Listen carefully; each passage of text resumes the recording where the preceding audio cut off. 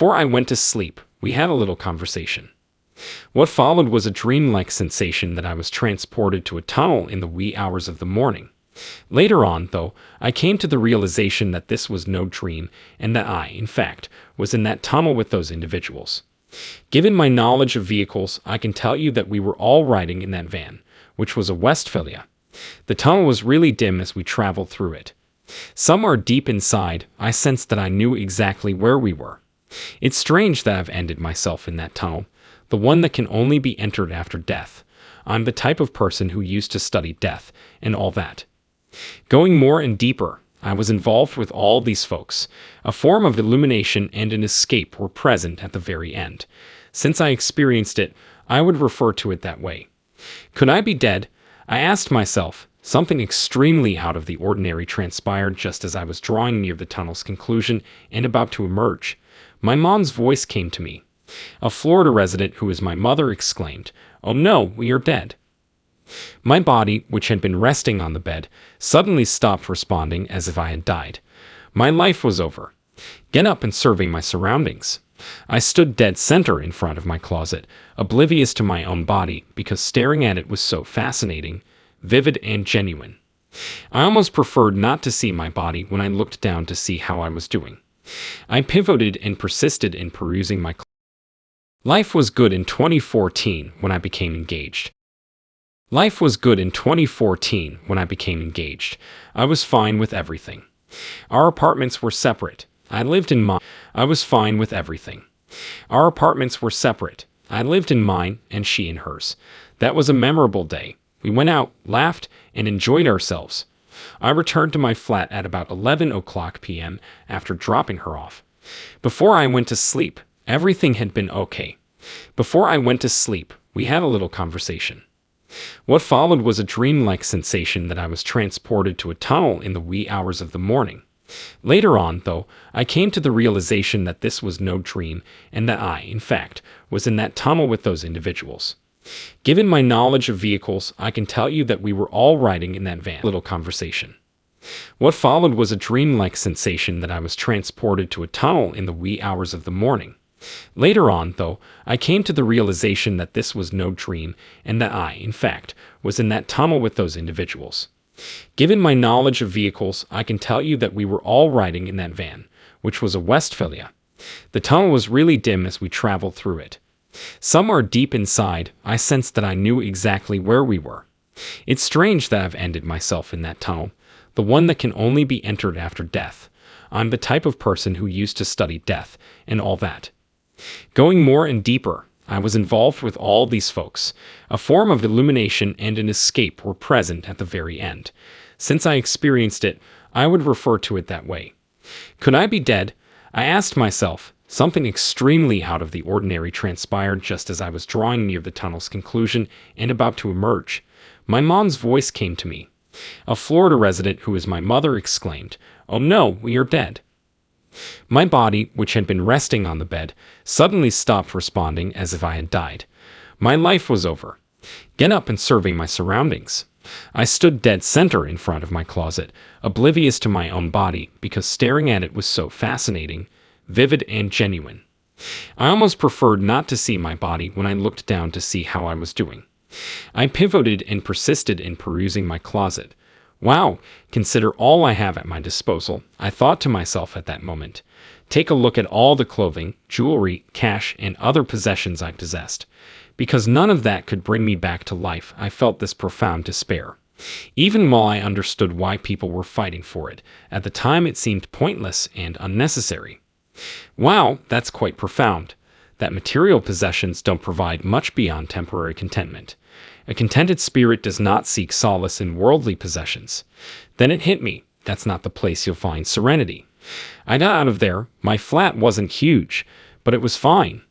I exited the bedroom and proceeded straight into the living room, where my library was located. As I walked up to the bookcases, I could see my books. I felt a profound sense of loss as I took one up, realizing all that information had slipped away. I never even got around to opening a single book, let alone reading even a single page. That seemed strange that I felt so down about the books, but not about anything else I had, and that made me unhappy. Nothing frightened me. It was fascinating since everything brought up memories while I was there. In this flat by myself, how am I going to die? I was filled with joy and apprehension all at once. Suddenly, I found myself on a large stage, similar to those used by musicians. From my vantage point, I could see Earth in the distance. I heard someone say, "You need to bow down to say your goodbyes to Earth. Would it be proper for me to kneel and bid farewell? Tell me what you mean." To which the voice responded, "The Earth is nothing but a play. You were an actor." The Earth is a stage, I thought. That's fascinating. The curtain began to draw in the same way it does at the end of a performance as the voice instructed me to kneel. Near the end of the show, I realized I wouldn't be able to communicate with anyone on Earth, whether it was for good or bad. What exactly were all these encounters? One voice uttered, "The Earth was just a play." Just as I was trying to figure out what it meant, the curtain went down and a voice said, "Bow down." I lowered my head as low as a stage performer. We were transported to another world simultaneously, yet it was nothing like flying. The expanse and beauty of that realm made you feel as though you were actually there. That's just how it is. In that otherworldly place, I had boundless vitality, joy, and love. The only thing I could see was myself, but I felt like I was really there.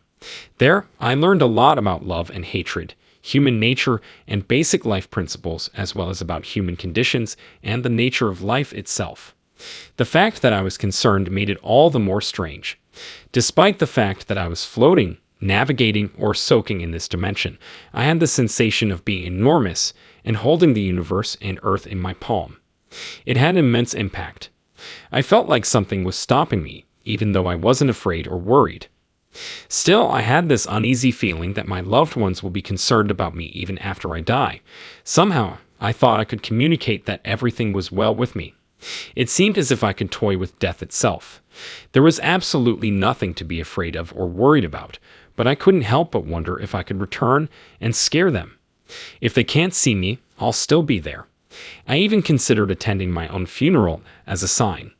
Worrying about their reaction if they found my lifeless body on the bed caused me a lot of distress. Even though I was concerned about my fiancé, I remained calm since I had faith in my caretakers. My senses were amplified and I experienced deep affection. Unbelievably, we found ourselves in that region of positive energy. It was awe-inspiring. To truly understand or encounter it, one must see it. Because everything happened so quickly in that world, the climax happened in a flash. It was as if I were a tourist exploring a vast valley. Beautiful, serene, and peaceful. That was the description of the place. From out of nowhere, I could hear music, so I continued to make my way towards it. A majestic gate appeared as I drew nearer. I stood in awe of its grandeur and beauty. It was completely new to me. I couldn't even make out the peak. It was that enormous and towering. Even if I lied down to look up, I would still be dwarfed by its height. Even though I was standing there taking it all in, the view, the gate, the decorations, and the soothing music, I was deeply concerned. Then I started to question why I should be concerned. While it lasted, everything seemed all right. When someone stepped out of this gate, I knew I would have to ask them all the big questions. What happened with Jesus? What the world has been through? And what the truth is. Truth, not survival, is the meaning of life. I stood at the gate, expecting to be met by someone, preferably Jesus, given that my family was Christian. Not to boast, "Oh, finally, I'm with Jesus," but to inquire. Just standing there, I waited. It seemed like an eternity, yet the beauty kept me from growing weary. It was a breathtaking vista. Wow, I thought, this is definitely the spot to be. There was music, and I was standing there as well. It was as if something were pressing on my heart at one point. I sought answers within to determine if I truly desired to go there and attempted to identify the source of my discomfort. I wasn't sure if I should stay or leave. Then it hit me. Hold on a second, I can't go past that fence. I had an inner knowing that I wouldn't return if I returned to those gates. It would be the last chapter. There are a lot of reasons why I can't go, I thought to myself at that point. Doing it is beyond my capabilities. I could, but I just can't. I considered my fiancée first. As was our custom, she would contact me first thing in the morning. Either she or I would give the other a call. My calling would be anticipated by her. Whenever she couldn't locate me, she would swing by the flat, open the door, and discover that I was lying in bed. That should not have happened, I begged. Oh no, I didn't think she should see that. Not to mention my parents and the rest of my life. Before, people have informed me how my life will be, and I don't believe all of them were lying. Things that others had foretold about my life really transpired. I reasoned that this couldn't be because it was clearly the wrong choice. The time to die is not now. I am aware that crossing over will mean the end, yet I still can't accept it.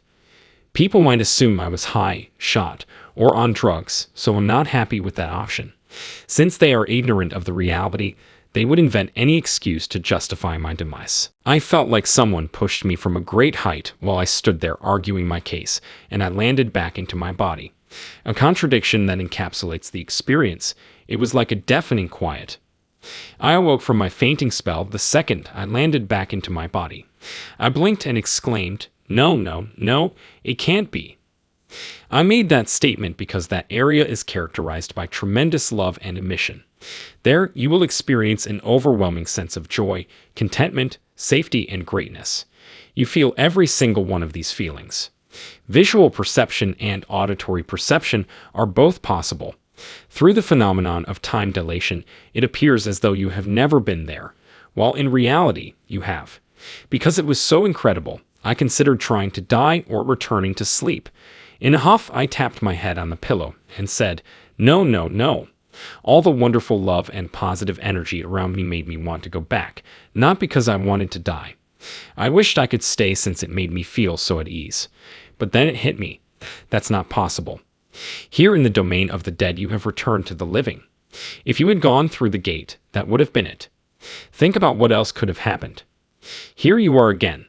You were a part of it. It will be the most memorable event of your life. I looked at the clock as I sat on the bed, thinking and contemplating. Clocking in at about 5:30 a.m., I chose not to keep it to myself, so I contacted someone. A friend of mine in Florida was the only one I could think of to contact. It occurred to me that she might have been home by then, as I was aware she worked the night shift. I chose to give her a call. "Why are you phoning me at this hour?" she inquired, picking up the phone. "What's happening?" "Hey, you know what, sis?" I exclaimed. "My life ended abruptly, and I'm back."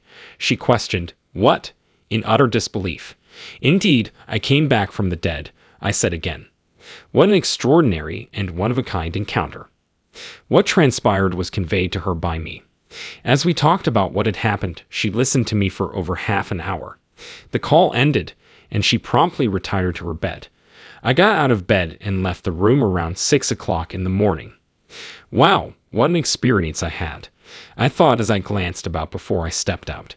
Everything I owned, including vehicles, cash, clothing, and jewelry, seemed to be worthless at that moment. This made them feel useless and unneeded. Above all things, my library was precious to me.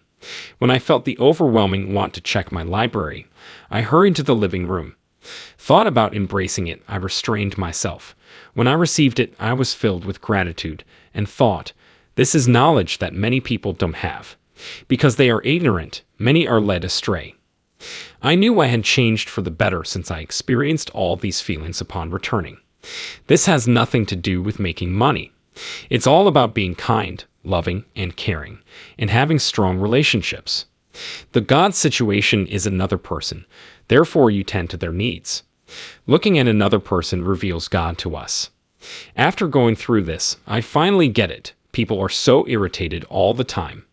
People just can't put their differences aside and agree on anything. Death, on the other hand, is a place devoid of religion, hatred, and terror. A united front is formed by all. In that regard, there is no clear winner. A lot has changed in me after that life-altering event. As I speak with you, I can honestly state that this is unlike anything I've ever experienced before. For the last decade, I buried it deep within myself. Now I've decided to share it in a book that collects accounts of near-death experiences. It hit me, there are a ton of ways whole pass away. When I say 1,000, it's only a metaphor. The reality is that there are countless more ways to meet your demise. Growing up, I was able to traverse many religious and philosophical boundaries since my parents were very accepting of others. The key is to maintain a healthy equilibrium, and after seeing many faiths and sects, I came to understand that truth is inherent in each. The more I looked, the more I realized that sleeping is a death sentence and dying is a sleep. Death is like that. We risk death every time we blink since we have no idea when or if we will open our eyes again. The girl is not dead, but sleeping, Jesus stated, providing a meaningful way to understand death. It reminds me of that. For the profound impact it had on my life, I am eternally grateful to death. Neither am I afraid of it, nor am I enraged by it. I am actually looking forward to sharing this experience with you because I think it is vital. Thank you for allowing me to share my story and for providing me with a